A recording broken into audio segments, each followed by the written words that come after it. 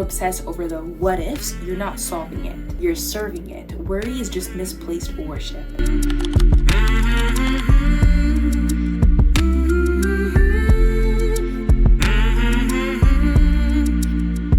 What is up, YouTube? Welcome back or welcome to my channel. My name is Justyce and I am a gospel preaching content creator, and I'm here to help you navigate through the struggles of life using scripture and all with Jesus by our side. Today we're going to get into how worrying is actually a form of worship. So grab some tea, some coffee, something to write with, and let's get into it. So my first point I want to make is how worry and worship have the same exact mechanics. Both require focus, time, emotional energy, and repetition. And Matthew 6:26 says, "Can any one of you by worrying add a single hour to your life?" And this leads into my second point, how worry is just a misbelief about God. Deep down, your problem is actually lack of trust in God. It's saying, I don't believe God will come through. I don't believe God will do this. I don't trust that God will do this. So it's an actual heart problem. It's not just something that you battle with in your mind. This comes from the root problem in your heart.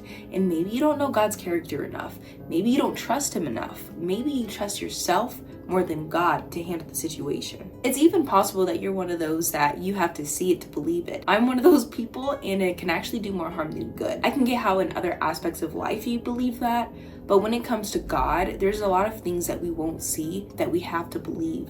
This is not leaning on a blind faith, but of course, God is in heaven and we are on earth. So if we're going to believe in our God, if we're going to believe the truth, we cannot rely on only things that we see. If you are going to believe in something that you can see, it's his word. Whatever is in his word is truth. Worry is the opposite of trust and surrender, which obviously that can lead into disobeying God. Philippians 4:6 says, "Do not be anxious about anything." Why does he say that? It's because this anxiety, anxiousness can lead to more problems. It leads to you not trusting God at all. It leads to you controlling your own life. Your relationship with God should not be so anxiety filled. It should be filled with the joy because you trust in him. So our deeper root needs to be focused on how to trust God more, how to let our anxiety go and focus on the goodness of God. And I'm sorry, you guys, she sleeps a little bit strange. That's just how she is. Something else I encourage you guys to do is turn your worry into worship. You can read a bunch of Psalms about this when they're going through a hard time, they're worried, they're stressed, they're probably even dying. And what they do is turn that around in worship. Every time this anxiety hits you or this worry hits you, turn it around. God, I'm worried about this, but I give it to you. You're bigger. Your time is not my time. God, I don't know what to expect, but you know what's gonna happen. So I'm gonna trust in you. What can also help in this is that trust does not mean you feel it. Even when you don't feel like you trust God, doesn't necessarily mean that you don't trust him. Trust does not come from your feelings. So when you're feeling like you don't trust him, but yet you obey God and what he's telling you to do in his word, that is trusting God. And start declaring God in the middle of the storm. You are a provider, you are peace, you are in control. These things might feel uncomfortable. Well, in fact, they will feel uncomfortable. You'll feel kind of awkward, and with all honesty, you might not feel like it's true.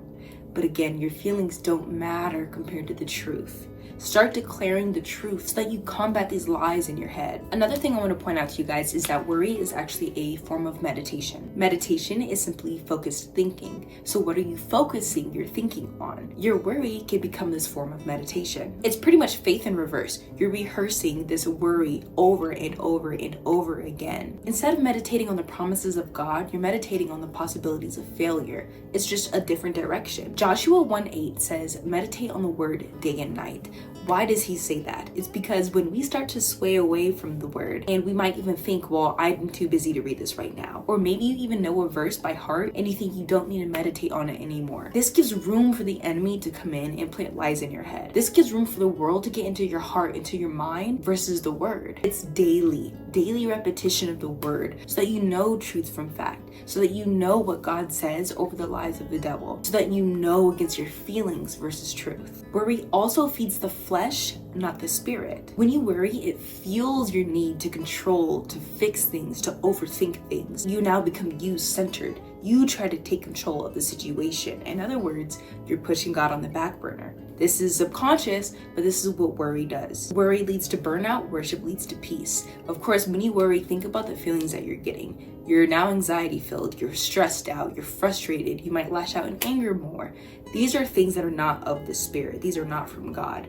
When you rest in God, even in the uncomfortable times, you're led with peace. You're led with an understanding, even when you don't understand things. That's the crazy thing about Jesus. When you don't understand, you understand the one who's in control. And you guys, you might not like this one, but worry starts to become your idol.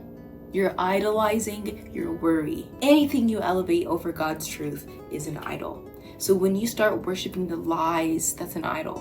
When you start worshiping your sense of control because you don't know the next step, that now becomes an idol. If your mind cannot stop circling, it's a throne that you have given over to fear. And faith cannot live where fear is. You have to take it out, throw it away, and replace it with faith. And my last point is worship shifts the atmosphere internally. You do not have to feel ready to worship. You do not have to feel all joyous to call it worship. You worship your way through clarity. Again, read the Psalms. You don't worship only when times become good.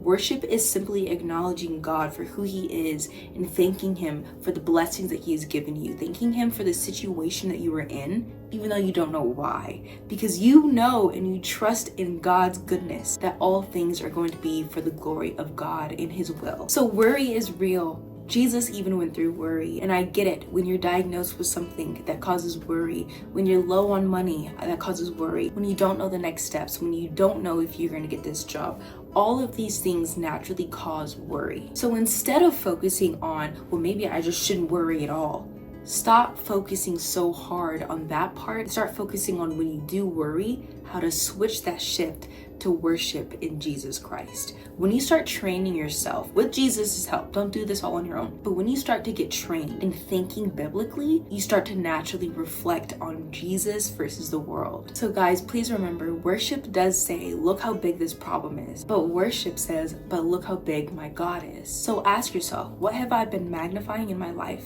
The mountain or the maker? So let's let worship be our weapon and use the armor of God correctly. So if this spoke to you, don't just click away. Take a second and breathe and talk to God about your situation. Release that thing that you've been carrying and tell God that you will be able to trust Him. Worry may knock, but it does not have to stay, y'all. So share this with someone who needs peace today. We all need it. And keep your eyes focused on Jesus. If you need any more help with these situations, I have a book that I made just for you in the hard times of life with Jesus, and I will put that in the description down below. Thank you so much for watching, and I will see you in the next video. God bless.